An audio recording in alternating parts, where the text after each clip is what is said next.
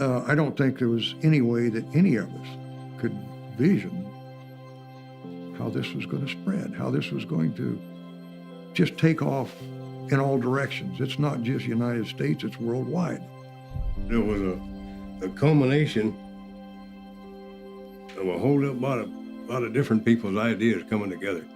And it came together amazingly well. I don't know what the impact was, but I have an idea. In 1972, I gave birth to Christopher. He was 4 pounds, 7 ounces. The nurse brought him to me and said, "Don't get attached, he won't live." And I said, "Yes, he will." I knew he would never grow up. I knew that just by holding him, looking at him. So I made every day count. Chris was my little buddy. He really was.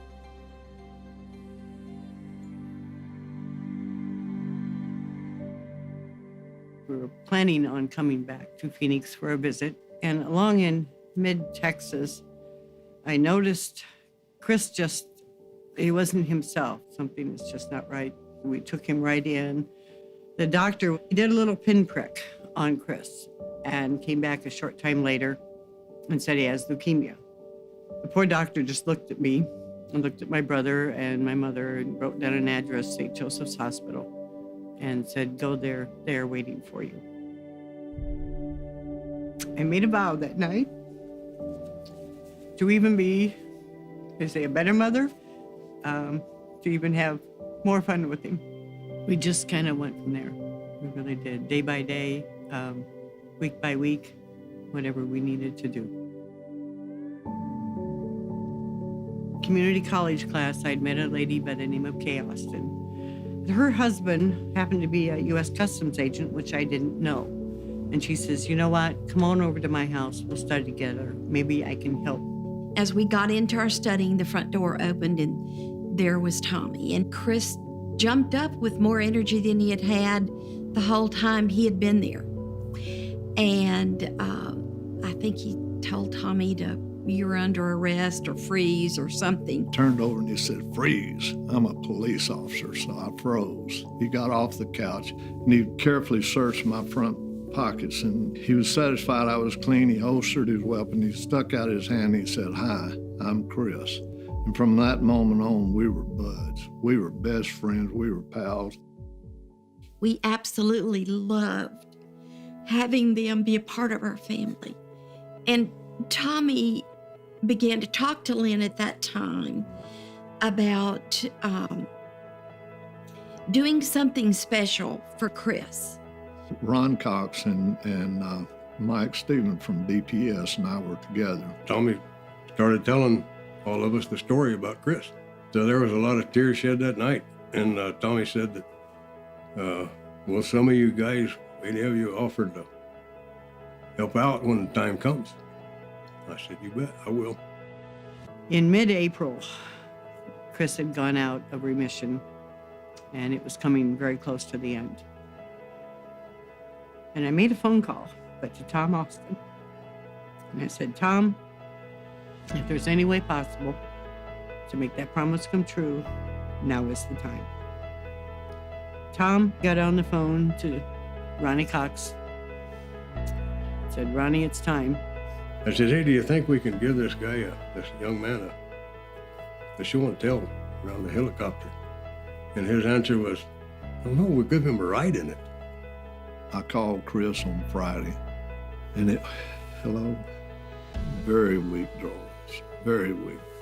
Said, "Chris, how would you like to have a ride on a real police helicopter Monday morning?" Instantaneous, that voice changed. "Oh, Tom, you're joking, you're joking." Well, somebody notified the news people, so they're going to be filming. I thought, this is starting to get a little over my head, and I think our director may want to hear this before he sees it on the news. So I called Alan Schmidt, and I said, "Alan, here's what I've done." And I said, "Yeah, we can do that, and we'll tour him around and all that." And Ron says, "I was introduced to this little boy named Chris, 7 years old, and we're going to do something special for Chris today. And I would like you to be standing by with your motorcycle. 6 o'clock Monday morning, the phone rang. Hello. Hi, Tom. This is Chris. You hadn't forgotten, have you? I said, no, I hadn't forgotten. Well, I went over there about 20 minutes till 8, and he was already out in the driveway. And I wish you could have seen the look on his face when I drove up. He knew it was real. A smile from ear to ear. I got there and set up the motorcycle at our headquarters building just as the helicopter was coming in. He was given a ride in a real Ranger helicopter. They landed at the Department of Public Safety. And there we went over to Colonel Schaefer's office. He walks around, high fives everybody, introduces himself. We stood him up on my desk, and I swore him in, handed him that certificate, and pinned the badge on his coat. It was wonderful. Chris was such a proud little boy. I mean, to him, with that badge, hat, everything, he was a policeman. He really was. This was something that I was totally helpless to do, but Tom had pulled it off with the help of Ronnie and help of all of the DPS officers. On May 2nd, he said, Mommy, I'm not feeling real good. On May 3rd, he passed away, just that quick.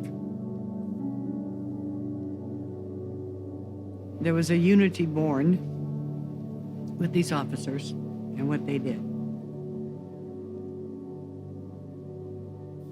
We had lost a fellow officer, we meaning Arizona Highway Patrol. I was called into the commander's office, and he said, we have learned that Chris is going to be buried in a little town called Kewanee, Illinois.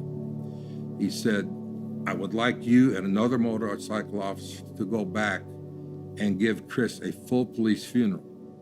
When Scott and Frank came back from the burial and the memorial for Chris in Illinois, we were talking and I was asking Frank and Scott, how did this come about? How did it all go? And we were just chatting and they were telling me how it went. And we all said basically at the same time, there's more children out there. Why don't we go find them? I love the idea of it, and I love what it brought those families. I've often said it was just a snowball effect. And a snowball rolling down here, hill, it kept getting bigger and bigger and bigger. It's amazing. It's absolutely amazing. Make-A-Wish is not mine or anybody else's. Make-A-Wish is a thing. I truly believe in the power that made this happen.